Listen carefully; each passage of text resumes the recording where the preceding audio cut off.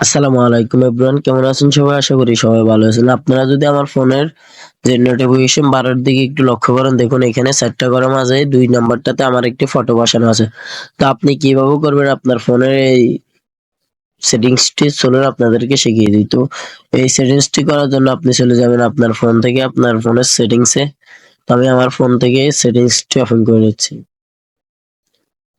আসার পরে এখান থেকে আমরা এখানে হালকা একটু উপরে স্ক্রল ডাউন করতে হবে। স্ক্রল ডাউন করার পরে এখানে দেখবেন যে সিস্টেমে একটা ক্লিক করতে হবে। তারপর এখান থেকে দেখুন মাল্টিপল ইউজার, এখানে একটা ক্লিক করতে হবে। এখানে ক্লিক করার পরে এখানে দেখুন ইউ অ্যাডমিন, এখানে একটা ক্লিক করতে হবে। এখানে ক্লিক করার পরে এই যে এখানে শোজ ইমেজ, এখানে একটি ক্লিক করতে হবে। তো আমি আমার ফোন থেকে আমি আমার একটি ফটো বসিয়ে দিচ্ছি। তো আমার ফটো,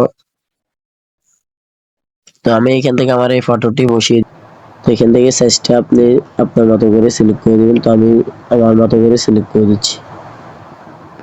তো এখানে আমি সেভ কপিতে ক্লিক করব। তারপর এখান থেকে ওকেতে ক্লিক করব। ক্লিক করার পর এখন আমার এখানে আমার ফটোটি চলে আসবে।